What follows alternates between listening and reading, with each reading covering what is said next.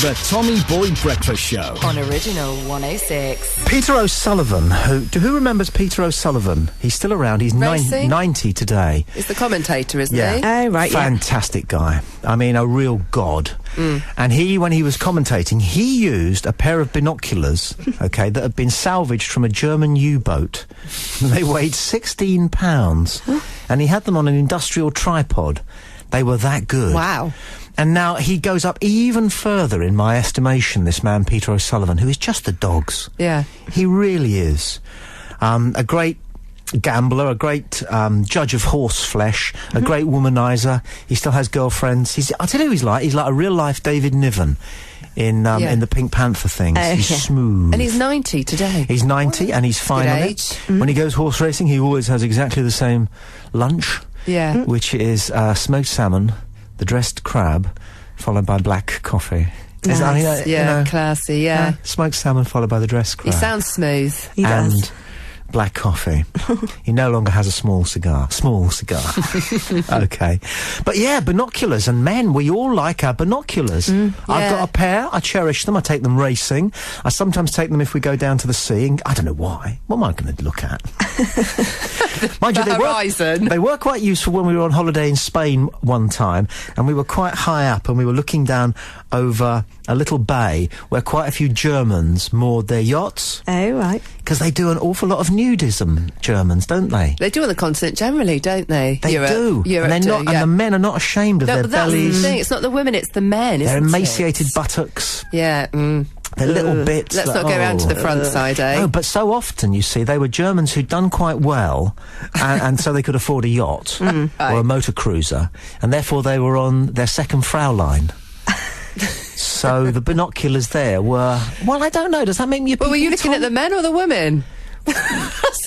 You got me worried now. I really tried. You weren't comparing. It's slightly weird. The Tommy Boyd Breakfast Show. Back tomorrow morning from 7. On Original 106. Everybody wake up.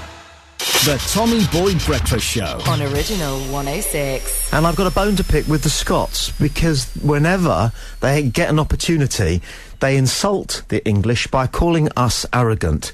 And the truth of the matter is, A, we're not, but B, we've got more to be arrogant about than any other country on earth. You reckon? So my take on it is that the Scots and the Welsh have a massive inferiority complex about us, as indeed does virtually every other country on earth, because the English are so incredibly successful and incredibly modest. And that's the thing about the English, isn't it? We're shy, we stay in the corner, we don't go on about our enormous achievements.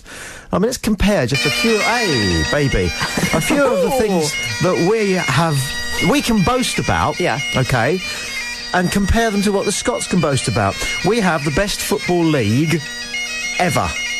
The Scots don't. In fact, they have the worst football league ever. We invented democracy. The Scots have never had democracy.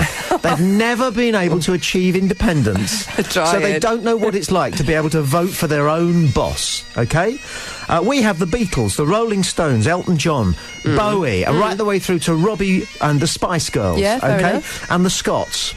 Sheena Easton. I can't think... Oh, wait a minute. No, wait a minute. The Scots did have a pop star once. Oh, right. Hold on a second. He was this guy. This is going back a bit. Okay. This guy. He's dead now. There was a soldier. This was number one. What's that? Yeah. A Scottish marching song.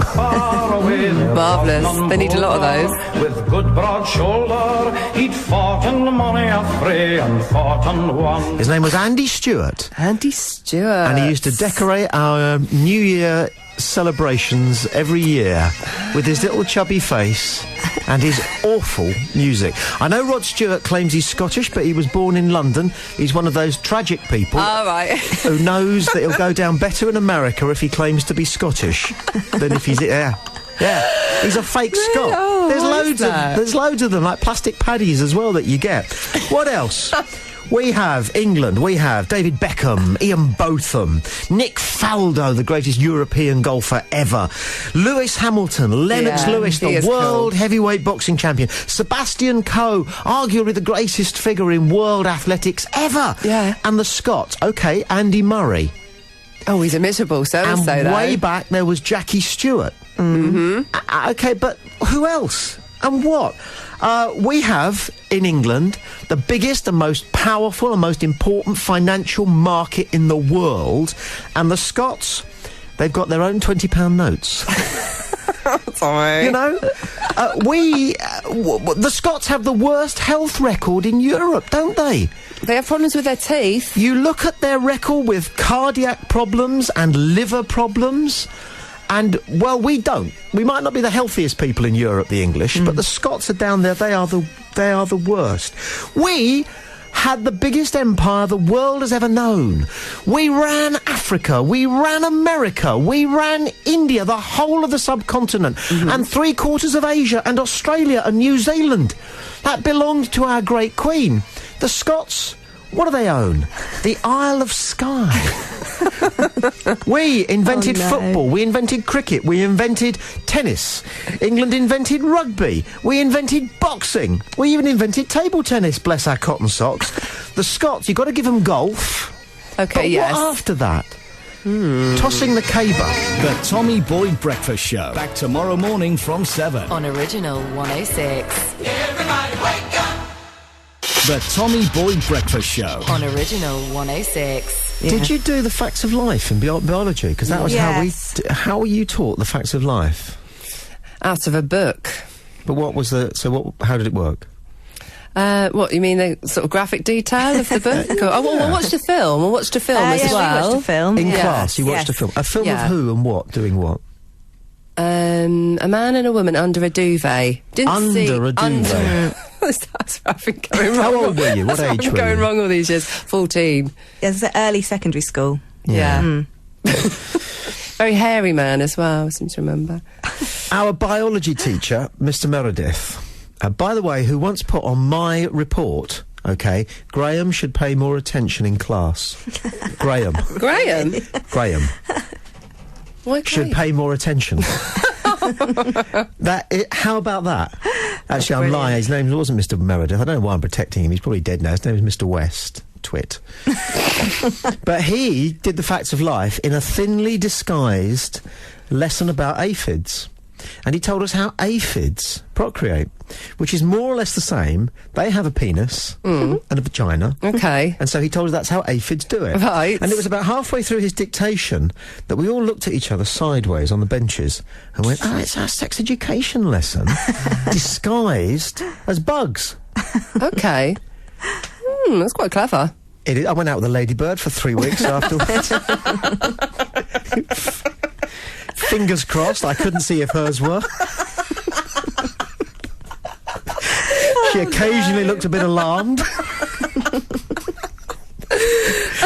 Last time that's ever happened to me. The Tommy Boyd Breakfast Show. Back tomorrow morning from 7. On Original 106. Everybody wake up!